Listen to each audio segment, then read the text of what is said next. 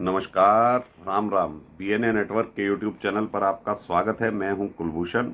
अगर आप अभी तक हमारे चैनल से नहीं जुड़े हैं तो कृपया चैनल को सब्सक्राइब कर लीजिए। मेरा कंटेंट आज के विषय में आपको पसंद आए तो लाइक भी जरूर कीजिए। आज भाजपा विधायक दल महाराष्ट्र की अहम बैठक होने वाली है, जिसमें सीएम पद का चेहरा जो दो पर्यवेक्षक केंद्रीय नेतृत्व ने महाराष्ट्र भेजे हैं उनके सामने चुन लिया जाएगा।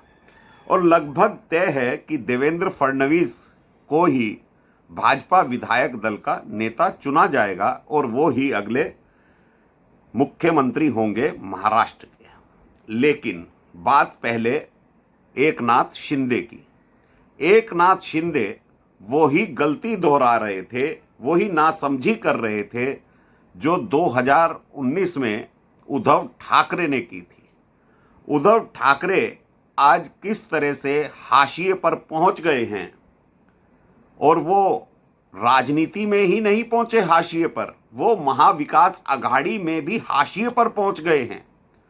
एनसीपी और कांग्रेस का गठबंधन महाराष्ट्र में बहुत पुराना है, क्योंकि शरद पवार भी कभी ना कभी कांग्रेस में हुआ करते थे और उनकी विचारधारा कांग्रेस से मेल खाती है।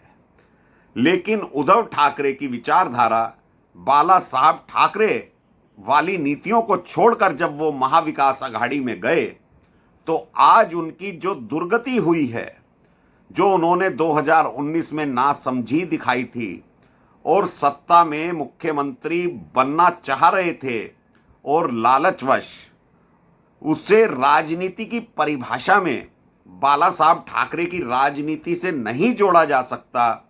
लेकिन उद्धव ठाकरे ने वो गलती करी और आज वो उसका भुगतान कर रहे हैं।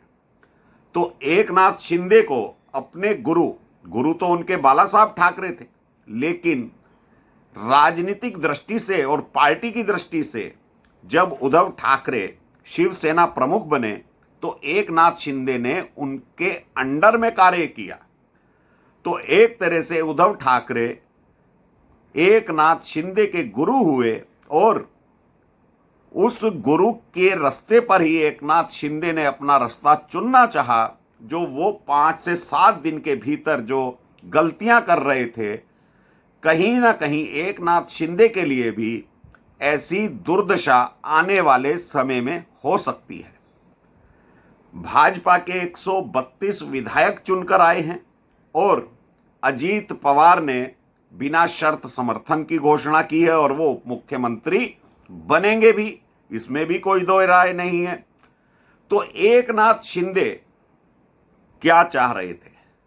एकनाथ शिंदे जब मुख्यमंत्री बने थे 2022 में, उस वक्त वो उधार के मुख्यमंत्री थे।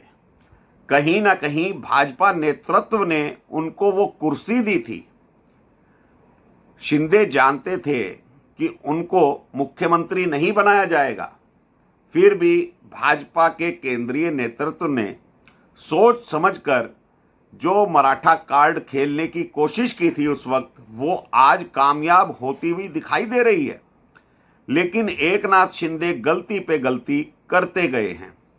कल देवेंद्र फडणवीस से उनकी मुलाकात हुई है। हो सकता है जो अंदरूनी मसले हों वो सुलझ गए हों, शिंदे मान भी गए हों। लेकिन शिंदे ने उद्धव ठाकरे वाला रास्ता क्यों चुना?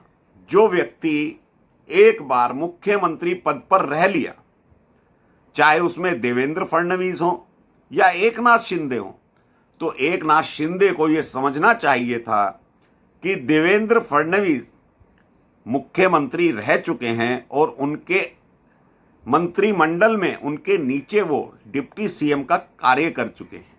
तो उस वक्त एकनाथ शिंदे जो मुख्यमंत्री पद पर बैठे थे वो उधार का पद था। भाजपा चाहती तो उस वक्त भी देवेंद्र फडणवीस को मुख्यमंत्री बना सकती थी, लेकिन भाजपा ने ऐसा नहीं किया। तो वही चीज अब एकनाथ शिंदे को करनी थी। भले ही वो अपने आप को कॉमन मैन कहें या कुछ भी कहें, वो अब चाहते तो दरिया दिली दिखाते हुए ये कह सकते थे कि हम भाजपा के साथ हर स्थिति में खड़े हुए हैं। ये तो पक्का है कि एकनाथ शिंदे की विचारधारा बाला साहब ठाकरे से मिलती जुलती है, लेकिन जो उन्होंने गलतियां करी हैं इन 5 दिनों के अंदर, वो सतारा चले गए, बीमारी का बहाना कहिए, या हो सकता है वो बीमार भी हो गए हों, लेकिन उनको भाजपा के संपर्क में रहना चाहिए था। और इसके पीछे जो कयास लगाए जा रहे हैं, कोई ना कोई ऐसा भाजपा का बड़ा नेता भी है जो देवेंद्र फडणवीस को मुख्यमंत्री नहीं देखना चाहता। वो चाहता था कि शिंदे से कोई खेल करवाए, लेकिन वो व्यक्ति भी ये भूल गया कि देवेंद्र फडणवीस जब शिवसेना को विभाजित कर सकते हैं, एनसीपी को विभाजित कर सकते हैं, महाराष्ट्र के चाणक्य को पटकनी दे सकते हैं शरद पवार को, तो उनके लिए 15 से 20 विधायक दूसरी पार्टियों से लाना कोई बड़ा काम नहीं है। 5 विधायक तो महायुति के अलग से जीत कर आए हैं और 6 से 8 विधायक ऐसे हैं जो एनसीपी में भाजपा के नेता चुनाव लड़ रहे थे। ऐसे ही 3 विधायक शिंदे की पार्टी में भी भाजपा के ही हैं। तो 8 विधायक इन 2 पार्टियों में देवेंद्र फडणवीस के आदमी हैं और 5 विधायक महायुति के समर्थक दल हैं। 132 और 13 विधायक तो साफ साफ देवेंद्र फडणवीस के पास हैं और उद्धव ठाकरे की पार्टी के कई विधायक अब देवेंद्र फडणवीस के संपर्क में हैं। 150 विधायकों का समर्थन अकेले देवेंद्र के पास है। तो ऐसे में शिंदे ने वही नासमझी करी जो उद्धव ठाकरे ने 2019 में की थी। तो उद्धव ठाकरे वाली नासमझी उनकी क्या दुर्दशा कर सकती है, अगर समय रहते एकनाथ शिंदे आज समझ जाएंगे और ये मान लेंगे कि कहीं ना कहीं जनता ने जो मैंडेट दिया है वो सबसे बड़ा मैंडेट भाजपा को दिया है, और बटोगे तो कटोगे का जो नारा आदित्यनाथ योगी ने दिया था, उसकी वजह से ये मैंडेट, ये हिंदू का एकीकरण जो हुआ है महाराष्ट्र के अंदर, उसकी जो सफलता मिली है वो शिंदे को भी मिली है और अजीत दादा को भी मिली है। अगर शिंदे इस मुद्दे से भटकना चाहते हैं तो देवेंद्र फडणवीस को तो आज भी कोई चिंता नहीं है। अजीत दादा तो समर्थन कर ही रहे हैं फडणवीस का, उन्हें डिप्टी सीएम पद चाहिए, वो उनको मिल रहा है। अब गृह मंत्रालय पर अगर शिंदे अड़ जाते हैं तो भाजपा ने तो ये साफ कर दिया है कि महाराष्ट्र का गृह मंत्रालय भाजपा के पास ही रहेगा और किसी विभाग पर चर्चा हो सकती है, दिया जा सकता है, और बहुत सारी शर्तें सरकार बनाने के लिए जो दल होते हैं गठबंधन के, उनको आपस में मिलजुल कर ये धर्म निभाना पड़ता है। लेकिन एकनाथ शिंदे को ये नहीं भूलना चाहिए कि भाजपा ने ही 2022 में उनको मुख्यमंत्री पद की कुर्सी सौंपी थी। आज वो उद्धव ठाकरे से बड़े नेता बन गए हैं, इसमें कोई दो राय नहीं है, क्योंकि उन्होंने अपनी जो परंपरा थी, हिंदूवादी परंपरा बाला साहब ठाकरे की, उसको कायम रखा है। जबकि उद्धव ठाकरे तो बाला साहब के पुत्र थे, वो भटक गए थे और वो आज कहां पर हैं? आज वो उसी मातोश्री में हैं जहां कभी महाराष्ट्र का दरबार लगा करता था और आज मातोश्री में कौवे बोल रहे हैं। कोई व्यक्ति मातोश्री जाना पसंद नहीं कर रहा है, लेकिन बाला साहब के समय में बड़े बड़े धुरंधर मातोश्री में जाकर सिर झुकाते थे। तो एकनाथ शिंदे जो गलती कर रहे थे, हो सकता है कि उन्हें एहसास हुआ हो या भाजपा नेतृत्व ने उनसे बात की हो और वो मान जाएं। अगर नहीं मानते और आने वाले 5 वर्षों के बीच में भी कोई वो खेला करना चाहते हैं तो उनका हश्र भी उद्धव ठाकरे जैसा होगा। देवेंद्र फडणवीस कुशल प्रशासक ही नहीं, कुशल नेता भी हैं महाराष्ट्र के। यहां तक चर्चा चली कि देवेंद्र फडणवीस को भाजपा का राष्ट्रीय अध्यक्ष बना दिया जाएगा। तो कहीं ना कहीं उनमें यह काबिलियत है।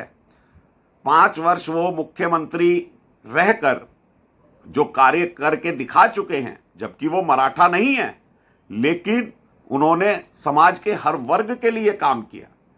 तो ऐसे में जो देवेंद्र फडणवीस का लोग पत्ता काटने में लगे हुए थे, भाजपा के अंदर ही लगे हुए थे, आज वो बिलों में घुस चुके हैं। क्योंकि भाजपा नेतृत्व को पता है कि अगर कोई भी सहयोगी दल बार्गेनिंग करेगा तो देवेंद्र फडणवीस झुकने वाले नहीं हैं। उनके पास 150 विधायक से अधिक का समर्थन आज भी है। चाहे अजीत दादा उनको समर्थन दें या बीच में वापस ले लें, एकनाथ शिंदे वापस ले लें, फिर भी देवेंद्र फडणवीस ऐसे नेता हैं जो 5 वर्ष तक महाराष्ट्र में शासन चला सकते हैं। उन्होंने ये काबिलियत दिखाई हुई है। एनसीपी, शिवसेना, जो अन्य दलों के लोग हैं, वो देवेंद्र फडणवीस के संपर्क में हैं। और देवेंद्र फडणवीस ही वो व्यक्ति थे जो महाविकास अघाड़ी की सरकार गिराने में कामयाब हुए थे। तो केंद्रीय नेतृत्व को तो पूरा भरोसा है, लेकिन कोई ना कोई भाजपा का ऐसा नेता भी है, बड़ा नेता भी है, जो देवेंद्र फडणवीस को मुख्यमंत्री पद पर देखना नहीं चाहता। लेकिन देवेंद्र के पत्तों ने उन लोगों को आज बिल में घुसने पर मजबूर कर दिया है। देवेंद्र फडणवीस एकनाथ शिंदे से भी मिलते हैं, अजीत दादा से भी मिलते हैं, और आज पता लग ही जाएगा कि देवेंद्र फडणवीस को ही सीएम पद का चेहरा और विधायक दल का नेता मान लिया जाएगा। तो दोस्तों, अभी के लिए इतना ही। मेरा कंटेंट, मेरा विश्लेषण आपको पसंद आए तो लाइक जरूर कीजिएगा, चैनल को सब्सक्राइब कर लीजिएगा और बेल आइकॉन जरूर दबा लीजिए। धन्यवाद। नमस्कार। भारत माता की जय।